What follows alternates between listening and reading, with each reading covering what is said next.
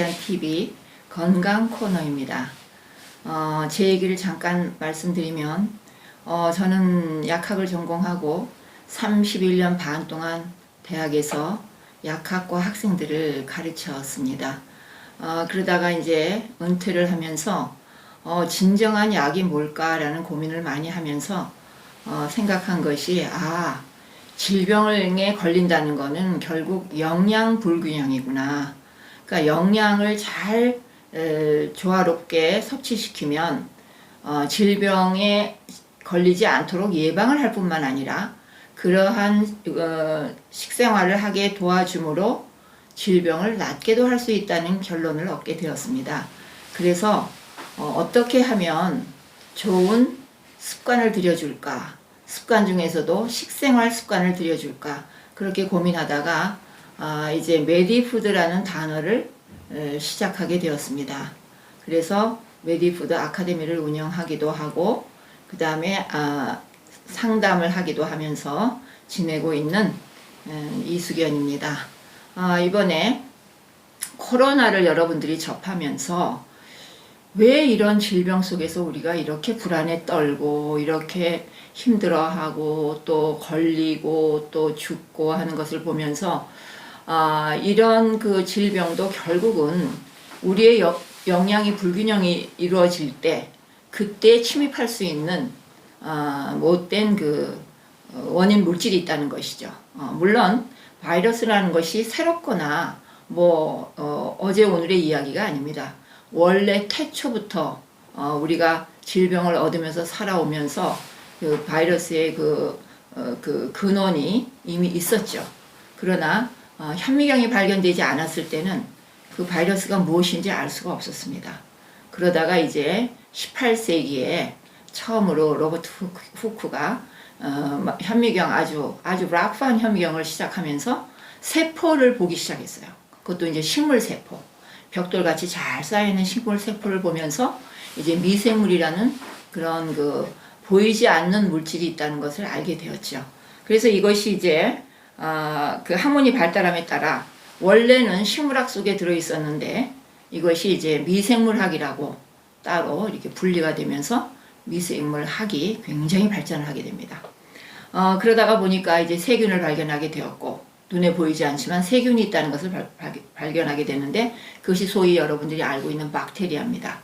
박테리아는 그래도 잘 보이고 또 눈으로 보이진 않지만 현미경에서 쉽게 관찰할 수 있는 것인데 이 바이러스라는 것은 박테리아에 비하면 엄청나게 작은 물질입니다. 이것은 물질이지 생명체가 아닙니다. 박테리아는 생명체인데 이 바이러스라는 것은 그냥 물질입니다.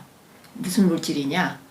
염기와 그 다음에 단백질이 붙어 있는 그런 그런 어떤 물질이에요. 그래서 얘는 생명체가 아니에요. 생명력이 없어요. 근데 묘하게도 이제 생명체에 딱 연결만 되면 아주 살짝 페이크, 아주 속여가지고 자기 세포인 양 붙어서 증식함으로 변이가 일어나는 세포가 생겨서 결국 돌연변이 세포가 생기면서 질병이 발생하게 되는 겁니다.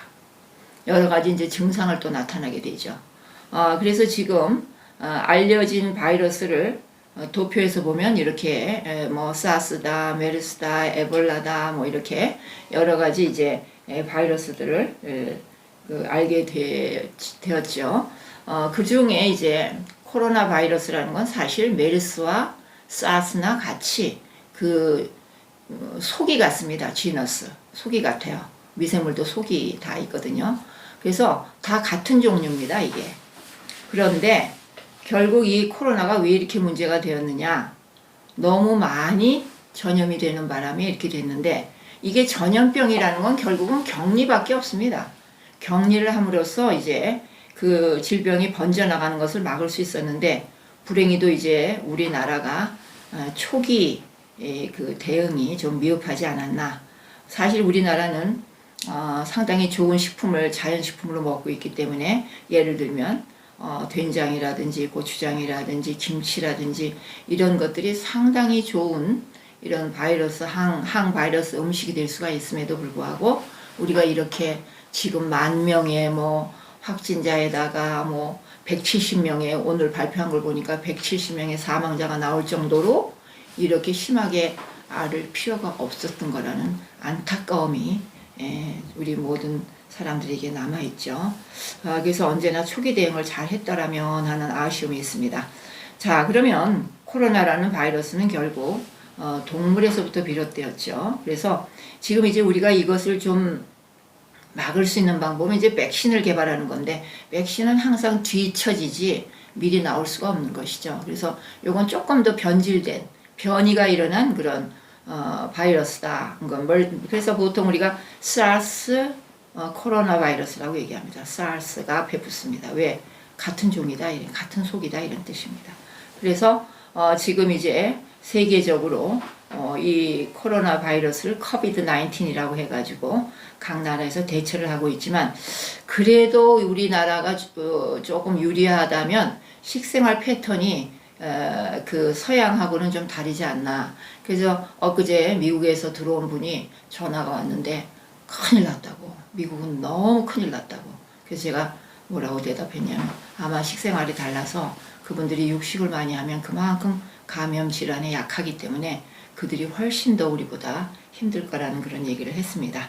자, 그래서 우리는 이제 코로나 바이러스에 대해서 두려움에 떨 필요가 없이 이제 우리가 살고 있는 이 생활을 좀 더 정리해서 잘 유지만 한다면 우리가 별로 어려움이 없을 것이라는 확신이. 자, 그래서 우리가 이 바이러스라는 것이 왜 문제가 되냐면 세포 속으로 들어간다는 것입니다.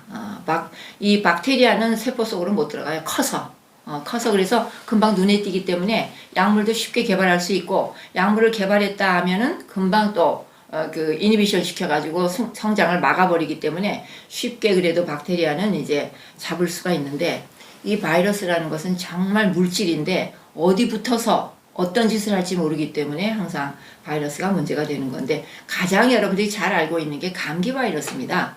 라이노 바이러스라고 그래가지고 얘는 굉장히 전염성이 없어요. 그냥 크게 전염성이 없어요.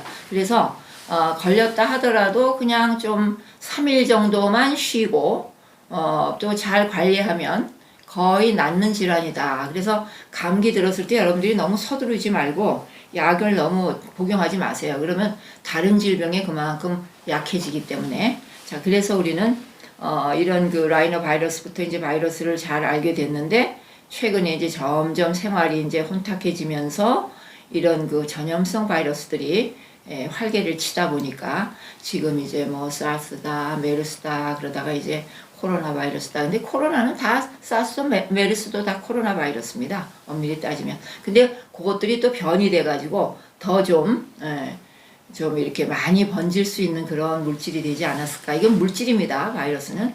무슨 물질이냐면요. 그 염기 기를 가지고 있는데, 염기 레디칼을 갖고 있는데, 이 염기라는 것은 유전자와 유전자의 한 부분이라고 생각하시면 됩니다.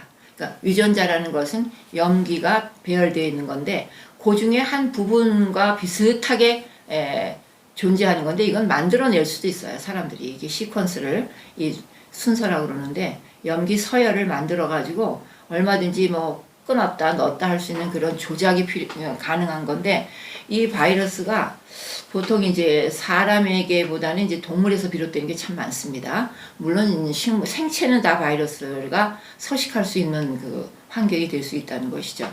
그래서 처음에 바이러스 발견할 때 담배 잎에서 발견했습니다. 식물에서.